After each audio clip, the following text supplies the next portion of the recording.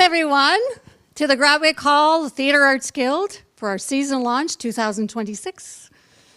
25, 26, right? Can't remember what year it is. Before we get started with our launch tonight, we have a special announcement to make. We are changing our logo. After many, many years with our old logo, we've decided to launch a new branding.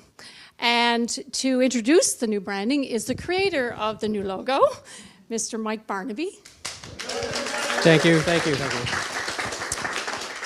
very much. So the new logo came about quite some time ago, but it's been kind of something thinking about for the longest time, and TAG has really, over the past several years, has introduced so many new faces, so many new people interested in theater and stuff, and also myself being kind of involved doing sets and posters and things over the years. And I've been around this theater so much that I felt very honored when the question came to me, what do you think about designing a new logo for TAG? And so I got to doing several designs and many different concepts, and then with TAG's board approval, everyone got to go through them all and vote on it, look at them, try different things, and until a final concept was approved, and everybody loved it. Everybody thought it was a good idea. So here we are to start the launch of the next season with a brand new logo, a brand new fresh look for Theatre Arts Guild, but also something that says we are here, the Pond Playhouse, and to note that we're not changing, we're just refreshing for the new modern era. So without further ado. Yeah, so we're going to show you the new logo with a video montage.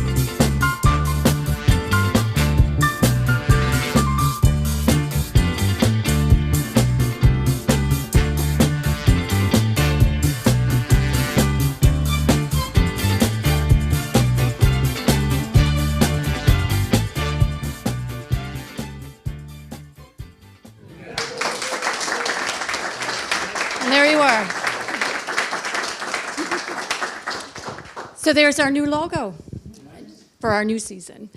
And without further ado, I'm going to introduce a longtime volunteer with Theatre Arts Guild and our executive producer, Louise Renault. Thank you, Angela. Hi, everybody. What a nice turnout. And I'm glad that Bill had a sunny day to shoot that drone footage here, because there haven't been very many. Yeah, I'm Louise Renault. Most of you know who I am, and hello to everyone who's online also watching. Really glad to have you aboard, and this will be available later if you want to watch it again. Very happy to be executive producer, so I've had a chance to talk to the directors. We'll find out more too about how the process of choosing a season and how all that works anyway. But with no further ado, I will start with the very first show and the very first director. I would like to call, and I forgot to ask you, I want to say Piche. That is so good. Kat Piche, please come to the stage. Welcome, Catherine. Great, you can grab that. This is really just for the broadcast that we have the microphone. So, hi, Kat, welcome. Hi, thanks so much for having me. Yeah, it's great to have you here. So, Kat this is her directorial debut. Yeah. And you may remember her from Full Monty. Marion Bridge, also most recently as Sister Robert, and in Nonsense. Right. Yep. One of the She's most been- fun roles she's ever Yes, played. Yeah. and she's been involved in the Dalhousie Theatre Society, lots of theatres in Ontario as well, and is a vocal director as well, which is kind of cool. I didn't even think about this. Okay, I'm going to say the title, because is that right? I get to say it. So the first play of the season, which opens September 25th, runs till October 12th, is a comedy by Doug Stone called Sealed for Freshness. Tell us what it's about. Oh, okay. So Sealed for Freshness is a raucous comedy. It's got some shock value humor in it that just kind of, I feel like it's refreshing in that way.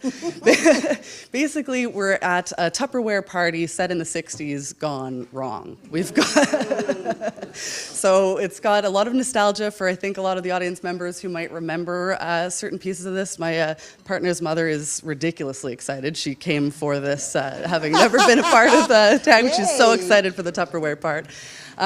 So we're dealing with, basically a cast of characters that maybe could have been thought out a little better in terms of how a party would go. There's one particularly obnoxious character that is really throwing a damper on the superficial happy facade of the thing, and it just turns into an absurd hijinks. But it's also got this wonderful mix of vulnerability from the characters who are struggling with the very real difficulties and the shackles of gender roles of the era. Yeah. So with that kind of mix, it toes the line between farce and comedy. It kind of feels like a 60s sitcom. It's just a lot of fun. Yeah. It's a wonderful show. Yeah, it's one of those plays you read out loud. You read it, and I was laughing out loud reading it. And it has 6 roles, one male role and 5 female, so that's always fun, for us. And it is set in 1968, and I should have said our season takes us through several periods. There's nothing set in modern time. We go from, I think, 1869, right, Bill? Yes, through 1914. One show I would call timeless, yes, and then through the 80s also, so that's quite fun. What made you choose this play? How did you find out about it? Yeah, it's got a lot of nostalgia for me, not that I remember the 60s. Hopefully we were on the same page about that. I actually 14 years ago, I was in this production in Sudbury, Ontario. I played Jean. She's the kind of the regional sales rep who wants this to turn out well, but then brings out the kind of black sheep of the family into the mix and doesn't go the way she wants it to go. But I think what I remember about this show, out of all the ones I've been in, I can't remember one that had the audience in stitches more than this show. And there were moments when I swear for a full minute or more, the audience is going, and we're just trying to improv, waiting for the next line. And there was one moment in particular, it was at least, I think someone timed 1.5 minutes, and one by one, all the characters broke, and we got a standing ovation for breaking our characters on stage because we couldn't hold it together with the audience's participation. That involved the table? Yeah. The table. Very Ooh, the good, table. Very good. So it's just bringing that kind of laughter to an audience. I think I'm just really excited for everyone to have that experience. And it is thoughtful. It is definitely, it does really look at that era. And so you will hear some inappropriate comments of the era because it is set in the era. Why did you want to direct at TAG? Theater Arts Guild. So I've been a kind of a part of theater, I guess, more than a decade now, probably. It happens off really and on. fast. Yeah, it happens really fast. Yeah, and I couldn't think of a more welcoming, supportive community to be having my directorial debut. And so many people have swooped in right away with my overwhelm of what does this involve? Everyone's stepping in to help out. I'm really excited to see just directing in general to go from acting or vocal, it's kind of like you're a puzzle piece, but going from that to directing, kind of having the vision and seeing it all together and having the support of people who've done it so many times and helping me put it together, it's just, I can't think of a better place to do it. Thank you. Oh, that's really good. Yes, and you'll have Rebecca Humphries who'll be sort of by your side mentoring you, and you've got Raina as your producer. I got the kind of key pieces, and I'm pretty starting darn to nice. rest a Pretty little bit darn easier nice. now. Yeah. So we've kind of talked about the period, and I was just wondering, with each play, what would you want potential cast we kind of have a feel for, but people that might be interested in maybe helping out with props or sets or the design element, lighting, sound, what kind of things you might be looking for, because I really want to encourage people to become involved in all kinds of ways at Right. the Theatre Arts Guild. Can I interrupt? Yes, good question. I can do anything as long as it's painted black. Tony Marshall.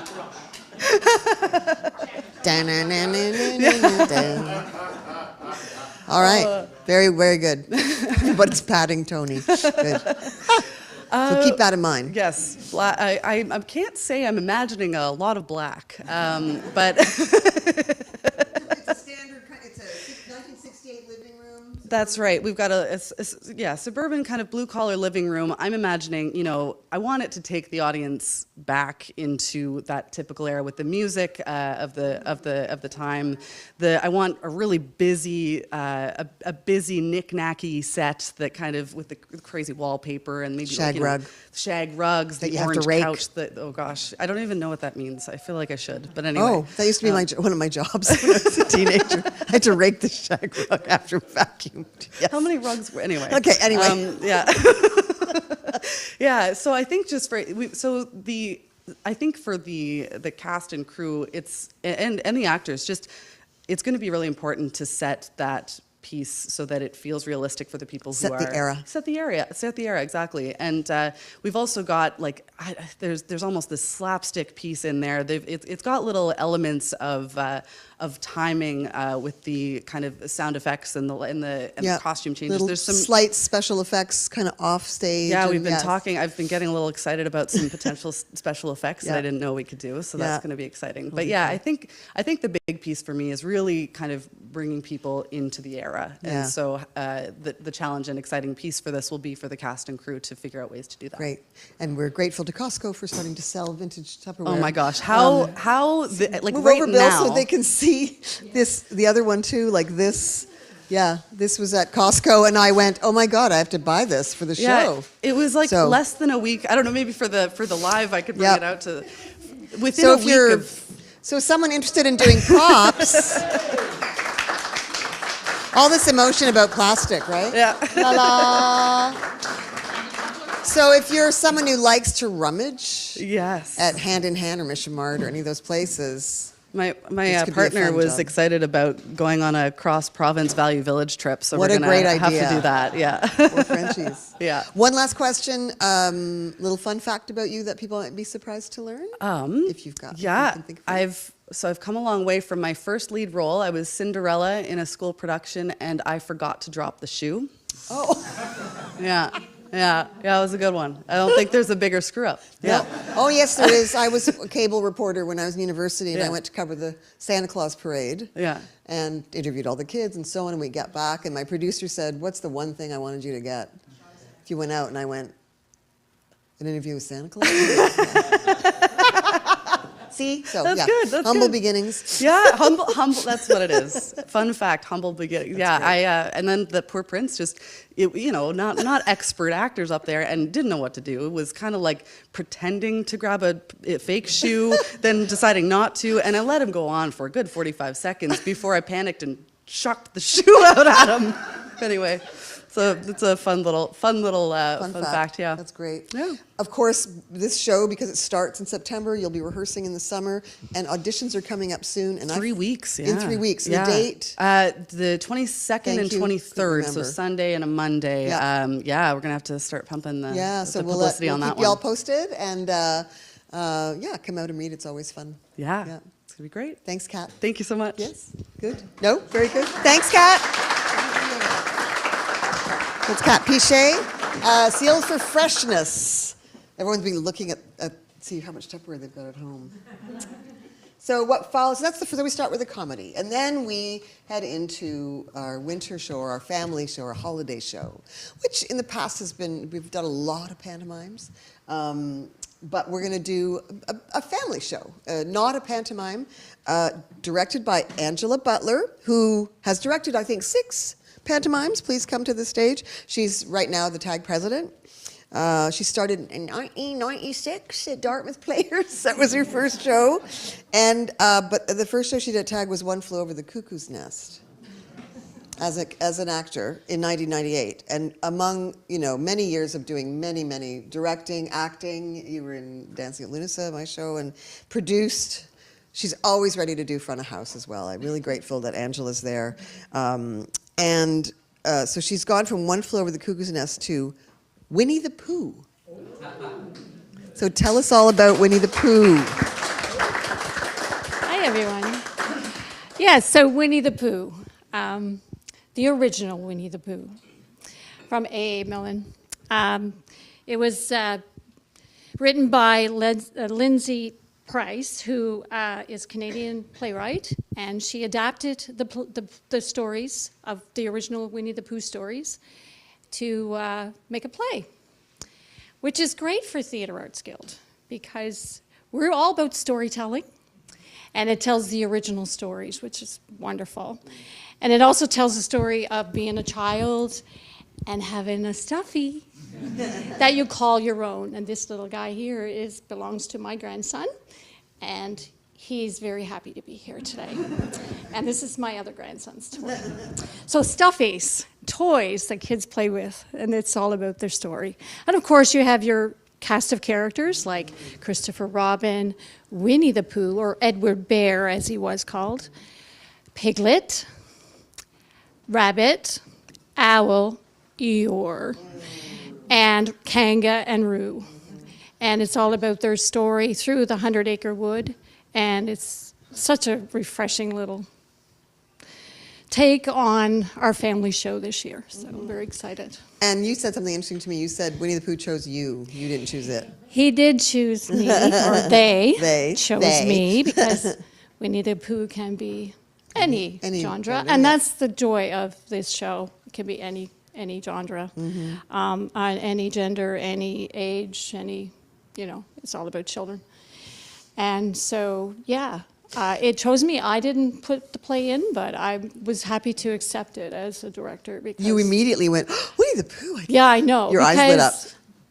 It's all about being a kid, right? With your toys, and I love toys. And the wonderful thing about this version is, as you say, it's like the original books. It's not the Disney Winnie. No. It's very simple. Simple, isn't it? it is. And it's classic, but it's being innocence of being a child, and we all have played with toys and created our own little, characters with our toys, and they become a big part of who we are as we grow up. And I think going into a child's playroom to play with a toy and watch them tell their stories about, and it's innocence and friendships and love and learning. Kindness and learning. Whether it's good or bad, whether you're confused or happy or whatever, you learn, right? So it's it's lovely. That's that true. way. No, they're beautiful. They're some of my favorite stories. Yeah. Do you know, and this is also so in terms of the cast, we're looking at 1 female, 1 male, and then 8 that could be any gender at all, basically. Yes, exactly. Among all the friends. And have you had a chance to even think about the look of it, or what you're sort of thinking? It's very, as we were saying, two-dimensional. It's a playroom of a child, so they created it. It's in their domain, So we're thinking, we'll put a basic thing out, but it'd be more like as if a child had created it in their backyard or in their bedroom or a toy room or whatever. And like children's drawings, children's drawings, okay. children's take on a story. Yeah. So it could be very creative for whoever's interested in. Exactly. Probably no black, Tony. Sorry. Well, I shouldn't say that because you never start know. with black. There will be a black basic color. Yes, that's true. You start with black, right? So yeah, that's right. Winnie the Pooh has to roll in some stuff when he's trying to hide from the bees. Yeah, there's cloud. lots of those creative things to create a tree, to create, bumblebees, all within, a balloon, as if you were in a toy room or playroom. Yeah. So that you'll probably audition in the fall, and then this will. Yeah, in the fall. We haven't set any dates yet for those things, but it does run November 20th to December 6th, so it's finished nice and early before Christmas, which is always great. Yeah. And we have, I think there's 4 matinees, if I'm not mistaken. Yeah, we always load on the matinees. Yeah, and the matinees for the children. So, And, okay, so fun fact about Angela that people might not know. Oh, I don't know if it's fun, but Sure. Or like a surprising fact. well, a surprising fact is when I was young, I was super shy.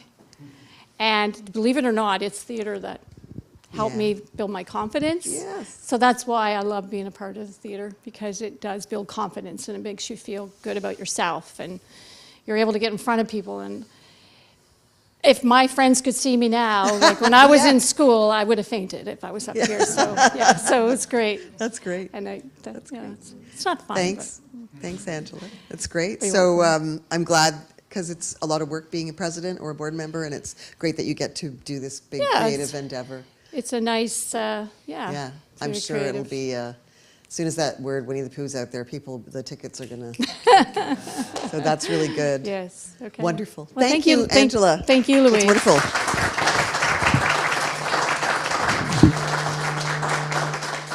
So again, that runs November 20th to December 6th. The next show is after the holidays, which always makes for a little bit of some logistical.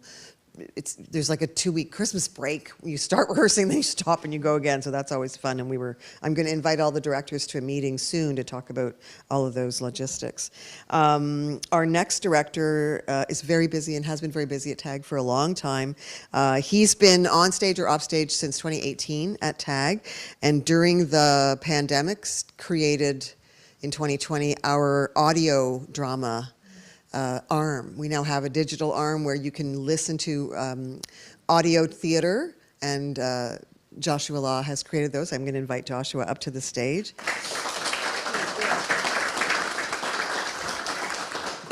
Last night, Josh was on stage being the Foley artist in Sherlock by Wireless, so he's been quite busy. It's the first time I haven't seen you with any Brill cream in your hair for quite a while. Yeah.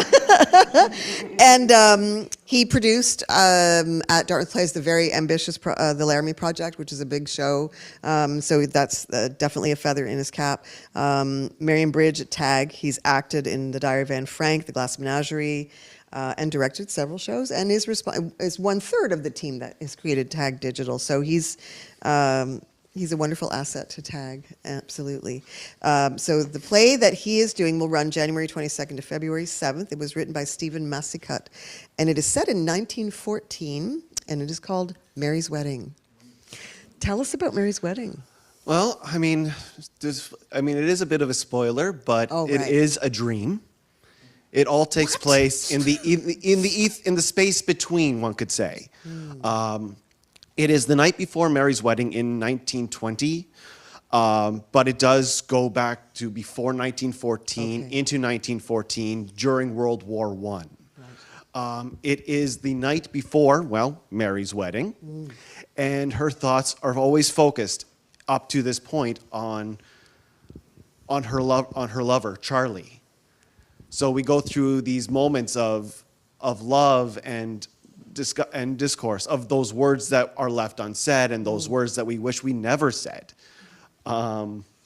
It is a very beautiful play where it begins at the ending and it ends where it begins. And that is a line from the show. That's right. That's very Pinter. And you haven't, so this has 2 characters, one male, one female, but you have an interesting idea that you may end up doing for casting. I am actually considering double casting this production to allow for further collaboration between actors and the team, hoping for even a different dynamic in between the two casts. Yeah. And so possibly you could have male, female, like 2, so you'd have a different cast every other night. Yeah, which could be kind of interesting. And allow everybody, and like you say, it's bound to be different. Absolutely. Yeah. It's an endeavor I haven't tried yet. It's a wonderful idea. But it is something I've been looking into and wanting to experiment. Yeah. So what drew you to this play? Well, I first came across this play in 2008 as a student at Laurentian back in Sudbury. Exactly. Kat and I actually worked with some of our peers in Sudbury. Oh, so that's we've actually wonderful. worked with other people, but it's great never theater together. community in Sudbury. Great theater community. Yes. Yeah. Absolutely. And it was played by a couple of my classmates rather than myself, obviously, because You weren't, not into that then. we were doing a production of short pieces of war stories. So ranging from Shakespeare to bits of Shakespeare, quotes, definitions. I was Billy Bishop for that one. Oh, cool. And what followed suit was Mary's Wedding. And just watching my classmates, Ashley, Joel, and James, take these characters on was just phenomenal. And I'm going, okay, I need to find this script at some point. And I think maybe 10 years later, I finally came across it at Chapters. I went, I got to read this. I got to read this whole thing. And it was just magnificent. I couldn't say no to directing this play. And boy, to direct, you have to feel really inspired by the script because you have to live with it inside and out for quite a long time. And it's interesting. So obviously this lit a spark and you kept pursuing it. And weird fun fact, I saw Dancing at Lunasa at the Sudbury Theatre Center. Oh, yes. And then directed it here many, many years later, and I was completely enthralled. Same sort of thing, so yeah, that's good. Wonderful. And what do you, so okay, there's kind of a freedom here, because it's a dream. Yes. In terms of the look. I mean, I've always ventured into the minimalist era, minimalist style, so every little bits of here and there. So good news, Tony, you're getting a black stage. Oh, yes! The only difference is I'm hoping to play with some levels, so I'm hoping for a bit of a thrust stage. Nice. In the more of a rhombus. Right. To play with. So there will be some staining. Very nice. And I'm definitely hoping for something in the back to have a bit of lighting. Yeah, and some lighting. Yeah. Lighting to kind of mimic when we're in reality, when we're in the various dream moments. Wonderful. The thrust stage in particular for those moments of letter writing and reenacting of the cavalry, shall we say? Because there is a horse involved in this. Wow. No real horses will be used in this production. All right, thank you. That's probably good. Yeah, be hard to get front of house to clean up after the. Hey, I'm a professional cleaner, so no. You would know. You draw the line. That's good. This sounds wonderful and very creative. And as I mentioned, the show, of course, starts right after Christmas, so there'll be some auditions happening before Christmas, and then rehearsals starting, and then continuing. Yeah, we are looking at around October, November. Yeah, so we'll keep everybody posted about that. And Josh, I wanted you to talk a little bit about also, because you're also you're our connection with Tag Digital. I know you're a trio, right? Yes, with John O'Brien and Kaylin Fraser. Tell us a little bit about what you have in mind for this coming year, or where you think you're going. Well, for the moment, we are looking at 2 productions, one of which was supposed to end the 2019 year that shall not be named season. Yes. Mrs. Warren's Profession by George Bernard Shaw. And so we're finally going full circle and completing that season. Wonderful. With Sherlock by Wireless on the stage, which was also unfortunately cut short. Yep. And we are looking at an original piece by one of our other active members, Judy Reed, called Shakespeare's Next Play. Wonderful. Great. It's a nice short comedy. Fun. And those will probably come into production after you're finished directing. We will be auditions will probably taking place around December, just to get ourselves ready. And then once Mary's Wedding opens, we will start looking into getting that. Because technically, as director, my work is done after. That's right. Just once before the show opens. The show opens. That's right. Very good. That's great. Josh, any little fun facts you want to share? I don't know. It might be dorky or it might be something like that. But Dorky's I know a lot of people know I play with Lego. But I have, for the last 3 years, an unbuilt set in my closet because I'm waiting for my cousin Jenny to come out here to build it with me. I love it. I love it. What set is it? It's a bookstore. It's one of those modular buildings, and it's a bookstore. Oh, how wonderful. And Jenny was involved at one of the museums in Orillia, who was a novelist. Right. Humorist and economist, and that type of deal. So both of us being dorky and somewhat book savvy, wanted to make a bookstore together over cider. That'll be wonderful. We hope to see photos. We hope so. I hope so too. Yeah, I attempted a Lego Volkswagen camper and only got part way and then donated it. I have Starry Night at home. Oh. Oh, wow, how wonderful. I think that's it. Thank you, Josh, very Thank you. much. Please see Josh on stage. Pleasure. too. Joshua Law, Mary's Wedding. I'm very intrigued by that show. Our next director is Bill VanGorder, who's been a little bit busy here for the last 30 years. I don't know. Please come to the stage, Bill VanGorder. Past president, past vice president, past fundraiser. He's been on just about every position on the board, almost, I think. Not treasurer, though, right? You haven't done Not treasurer. Not treasurer. Yes. Yeah. And not secretary. And not no. Everything else. Everything else, though. And of course, Bill's been busy. The show that's on right now, Sherlock by Wireless, he directed after a long wait. It's so nice to be getting all those productions finally on the stage. And Bill, big part of the Wednesday crew. He's presently the building manager. Bill will do just about anything, really, here at the theater, almost, except for secretary and treasurer. Yeah, pretty much. Yes. So Bill VanGorder, and of course this means, of course, the VanGorder team. Of course, Esther will stage manage the show with him, and I can tell you it's a great combination, of course. This play will take place March 26th to April 11th. Historical mystery and a bit of suspense. Arleta Jones is the playwright. Takes place in 1869. Almost Sherlock time. Yes. Almost, very, yeah. very, very close. And it has the time, beautiful name of Summerland. Yes. Yeah. Yes. And Tell us about Summerland. Yeah, and Summerland is not the city in BC or the city in California, where some people, but Summerland. This was at the time of spiritualism was very high. And Summerland was the place that spiritualists believed we all would go and be able to have summertime again, where everything was wonderful. The flowers were blooming, the Sounds bees lovely. were buzzing, No and mosquitoes. everybody was friendly, and that was Summerland. But the people from Summerland sometimes came back and visited, and that was part of the spiritualist Right. belief. So the play is about William Mumler, an actual character. This is based on real person. true story, who was a spirit photographer. So what would happen is you would come, you would sit for a picture with him, and then someone from your past would appear in the final picture as a ghost-like. Over your shoulder or beside you.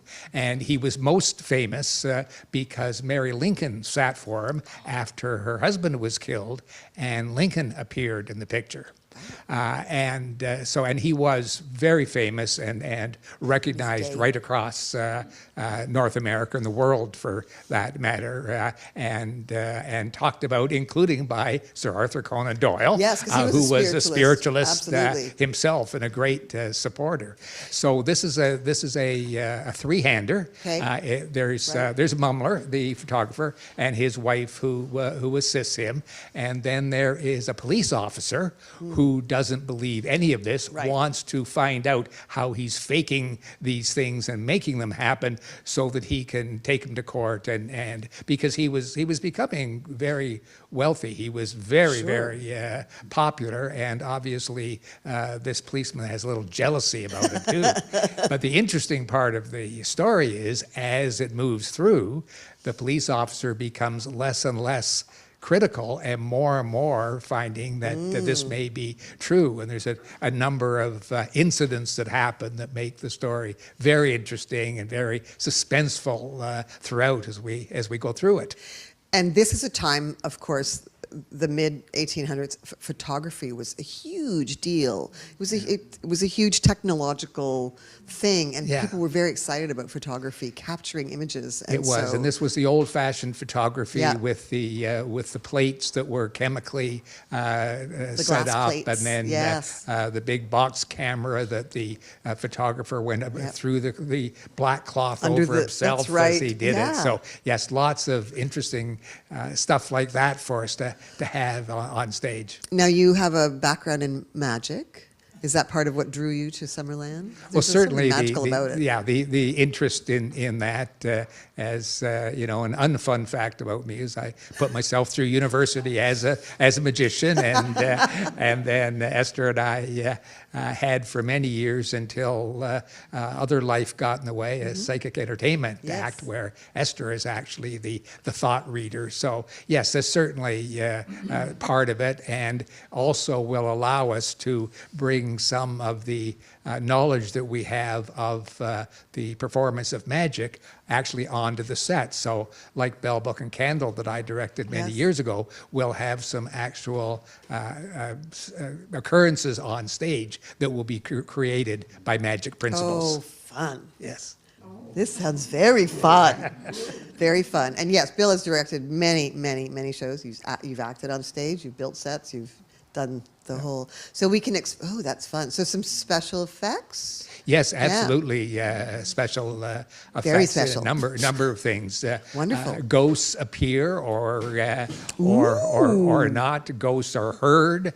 There's a lot of really interesting sound in it, as well as visual effects. And for anybody that has a deep theater knowledge, might know about the Pepper's Ghost principle, and I'm expecting we will use it, but I'm not going to explain it now because that'll be one of the interesting, exciting things about the play itself. Oh, I'm intrigued. I'm very intrigued. That sounds great. Is there anything else you want to tell us about the show? No, other than I think everybody is going to find it very interesting because of the mystery and whether, and by the end of it, how we find out how it all works out and what actually happens in this, and all based on a true story. A true story. Sounds very captivating. And this takes place, as I said, in 1869, and you're setting it in that time, of course. Absolutely. Yeah. So the set is quite fancy set up, and there will be levels and lots of interesting techniques we're going to have to use. One of the interesting parts is that part of it happens in a dark room. So how do you do a dark room on stage other than having Tony paint it all black? Yes. So that really the audience excited. could actually see it. So the and set, a dark room at that era, what did that look like? Yeah, well, and we know what it looked like. Yes. So the set design is going to be really lighting. interesting for somebody to do. And the lighting. And the lighting. Yeah. Yes. Yes. Wonderful. Ooh, this sounds great. Gail Sabo will be already lighting. She's how already wonderful. agreed to do it. But I don't have a set designer quite yet. Okay, not quite yet. Very good. Do you have a producer? I mean, No, we're still, I'm not offering no, at the no. moment, but be careful. No, but we're, I'm always we're far. around to help them. There's a couple of plays ahead of us, so Of we course, don't want to go stealing people from we'll get Kate through. or Angela We'll or Joshua. Yeah, exactly. So, well, it sounds wonderful, Bill. Thank you. And had you been holding on to this play for a while? Yes. Yeah. I've been holding on to it very Very tight tightly. for a while. We've wanted to do it. We would have suggested doing it earlier, except that when Sherlock by Wireless got postponed, then of course it was natural to bring it up first. But this has been a dream for a long time. Oh, how great! Congratulations. And Summerland's a wonderful place. Wonderful. Yeah, it sounds really nice. Thanks, Bill, and congratulations. Thank you very much. Bill VanGorder. So Bill directing Summerland, those dates that I just buried, March 26th to April 11th, and that'll be fun. And then we come to the fifth show, the last show that we'll be doing next year. And it's, how long since we've had a musical, like other than the Panto? It's been a while. Nonsense. That was the first Jollymore Day. I remember having nuns running around. Jollymore Day. So we're putting on a musical for the end of the show. And we're coming into the next century with this. This is the most modern play. It takes place in the 80s, early 90s, late 80s. Rebecca Humphries is directing. She's come back, which is wonderful. She directed the full Monty. That was the last musical, 2014, that you did. And Opening night was your first show, 1998, here. She, like me, studied theater in university and also musical theater in post-secondary education as well. And she served as artistic director with her mother, Carolyn, for a long time before, and she's back on the boards. A few of us that have kind of come back to the board after a little hiatus, and she's really happy to be doing that again, and we've had fun collaborating. I'm very excited about this. So, Mystic Pizza is the musical we'll be putting on. Ooh, yeah! 1980s. 1988. Yes, 1988. Eight females, 8 males. Tell us about Mystic Pizza. It's not about a pizza that's mystical. No. So it is the story of 3 young women who are just out of high school, and it's their summer job. They're working at a pizzeria in the town of Mystic, so that's where the Mystic comes from. This was Julia Roberts' first movie, so you might remember her in this. She played Kat. And it's her and her sister. She played Daisy, sorry. Her sister Kat and JoJo is their friend. And so they're really trying to figure out how they're going to get out of this small town and make their dreams come true. Right. The music. So excited. It's all the music of the 80s. So everything from Cyndi Lauper to Bruce Springsteen to Melissa Etheridge. Rick Astley even appears. So there's 20 songs and they're all 80s songs. So it's going to be a raucous time. Wow. Yeah, it's going to be awesome. Okay. And a good sized cast, so 16. And are you going to have do you want a band, or do you want to have more backing tracks, or maybe you haven't even figured that out yet? Yeah, I think it's probably going to be at least a piano and Nice. maybe a guitar and drums if we can figure that out. So that's what we did for the Monty, and it worked really good. I think we're going to we've ordered the musical score so that we've got all the instruments. That's great. So it gives us a little flexibility. Yeah. And the great thing about having it last is that it's a lot of work to prepare a musical, because there's that It added is element indeed. of singing, of dancing as well. So there's choreography, there's musical vocal coaching, there's musical direction, as well as the acting part of the right. directing. Yep. What's your favorite part as a director of directing a musical? It's like asking you to choose your favorite child, Yeah. or dog. I think actually my favorite part is just seeing all of it come together in the end. Yeah. And just seeing it kind of mesh together, because let me tell you, when you're doing a musical, there's a lot of rehearsals where you're like, this is never going to happen. You're like, OMG, what am I doing? Been there, done that. So you get to the point where like the music starts to come, and then as soon as they start to put steps to it, they forget everything. And then forget they have all to your words. And you forget all your words, and once their feet know what they're doing, and then their brains know what they're doing, and so there's a lot of those. So when it all comes together, it's just magical. You have to have a lot of faith. You do have to have a lot of faith. Yeah, everybody involved in a musical has to have a lot of faith. Yeah, because Yeah. there's moments where you just go, I can't. Yeah. How wonderful. And is the set a realistic set, do you think? Yeah, it's basically set in a pizzeria. So it's, you're going to have a place where there's going to be probably not a real oven. We're not going to cook real pizza. But a kitchen area that's open, and then there's got to be places for people to sit and eat, and then just space for all the people to kind of mill around. And 80s hair. 80s hair. Lots of hairspray. 80s costumes. 80s costumes. Yeah. Think big hair. rash. Yeah. Shoulder bold, pads. Neon. Yeah. The whole bit. The whole Yeah. bit. It's going to be fun. It's going to be fun. Okay. Fun fact about you, Miss Rebecca. Fun fact about me. My first role, I was in The Lord of the Rings, and I played Gandalf because I'm so tall. Wow. And I had a staff that would like flash. It had like a flash bulb in cool. it, and I pushed a little button and it blinded people, and it was so much fun. The next role I had after that, I played a tree. So like, Equally tall? Equally tall Yeah. and willowy, and Nice. So yeah, I've been acting ever since I was a little thing. Actually, my mom says when I was young, I would stand up in my crib and start singing in the morning. Wonderful. So I started very, very young. Yeah. So, I think that's very true of a lot of people I used to put on variety shows in my garage. Exactly. Yeah. Yeah, absolutely. Yeah. Hold your family hostage doing plays. Absolutely. At the drop of a hat. Super telling routines to Steelers Wheel. Anyway. That's right. But I digress. Now, of course, Rebecca, you are our artistic director, and I that's a am. big job. Can you talk a little bit about the process? How many plays came in, and how? Because that's a lot. Like Yeah, when you- it is a lot. So we had probably almost 30 plays were submitted or suggested over the course of a couple of months. And so that's a lot of reading. I did it by myself this time. Next year, I'm going to have a committee that's going to help me because it's a lot of reading.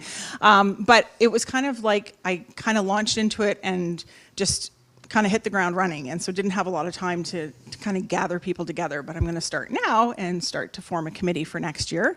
Some of the plays, you just instantly know that they're going to be amazing. And I always try to focus on plays that people have submitted that they have a real, because as you said, if you love a play, then if you're going to direct it, you're going to just, it's going to be that vision, right? And as a director, I've often taken on plays that I haven't picked, and it's kind of like wearing clothes that don't quite fit.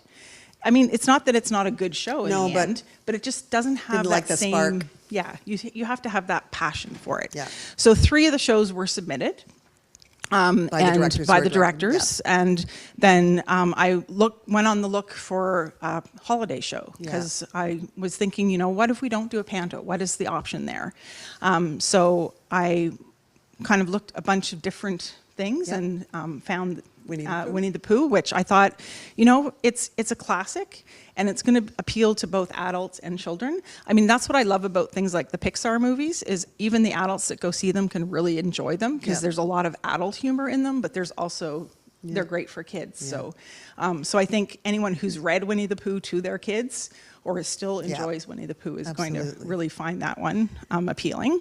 And part of the thing is we put together a season as Rebecca. We talked about the shape of the season. Yes. How do we start? We have a show that rehearses in summer. Should probably be a smallish cast because people are away. That's right. We want to make sure we have some comedy, that we have some drama, that we have a Christmas family show. A winter. We want that January, February slot's a little bit more experimental. A little more experimental. So you can be a little often, bit, kind of and then more can we do a musical? One. Can we do? So we really look at the whole season, and what's great is then when Rebecca had kind of a platter of selections of maybe these 2 for this and that, then Bill Barnaby, who's running this whole thing, who's our technical director, and myself and Rebecca sat down and looked at the year, and we look at will this fit and does that, so that you have someone to bounce things off of too. Exactly. It's important. And also you don't want to have. You're transitioning from one set to another too, so there's a lot of thought that goes into the shape of the season, and the fact that it just worked out that they were all period pieces was kind of wonderful. Did, it was kind of interesting that they all. It's not what I set out to do, but it kind of was a nice theme when we got into it. And I kind of talked to Bill at first and said, so like where are our real pressure points in terms of like building a set or having to make sure that you have a quick turnaround, because that December show comes down and then the January show goes up about a month like 5 later. minutes later. So like that needs to be a quick transition. So what works Simply there? Set. And so when you're kind of, I always sometimes like to put a comedy in that slot because it's the doldrums of winter and people like to laugh. Absolutely. But then I was like, that's 6 people and it's a box set and it would take a long time. And so you have to kind of think about all those things as you're building a season to kind of make sure that everything fits and the flow is there. And we pushed the September show a little bit later. That's right. Because we found that people are just not back into the swing of life in the 2nd or 3rd week of September. So we pushed it to the last week knowing that Winnie the Pooh is not going to be an extravagant set like just a tree on the wall cut out of construction paper or painted in very bright colors is going to do the trick, right? And so we kind of thought, okay, we're going to have a little bit more time, we can do that. So it's kind of a little bit of a dance that you have to do. A little bit of a Tetris, like a puzzle. Yeah, it's like directing a musical. It's a lot like directing a musical. It is. Yeah. But it's quite fun too. It is fun. We were really excited, and it's so nice to finally be able to tell people about it. And we're all very excited about this season. It's and look at that. Dig out your Tupperware, and also the new logo, which just signals a forward movement and like a freshening out of the seal. Yes. We're unsealing. That's right. And to be clear, too, we put out a call for plays. So just that's how it goes first. So people, you may have something that is an idea. It doesn't mean you have to direct it, but if you read a play and go, ooh. Yeah. And often people have them for years. I know I've had several for years that I've In fact, Mary's Wedding was supposed to open the 2020 season. Right. There you go. So it's now I would back. like to invite the directors back up for a little bow. Come on up. Yeah, I was completely unplanned. Yes, 20, 25, 26. Yes. Woohoo. We're doing this. Voila. You're doing it. You're doing it. Take another bow. Go ahead. Take another bow. There you go. Thank you, everyone, for coming, and everyone that's watching as well. And we will be in touch because we really want people to be involved in shows. I'm looking at one in particular who's awfully good backstage and on stage, actually. It's a lot of fun to volunteer, and you can try things that you have never tried before because TAG is such a safe place to kind of go out on a limb. It's wonderful. Thank you very much. Cheers. Well done.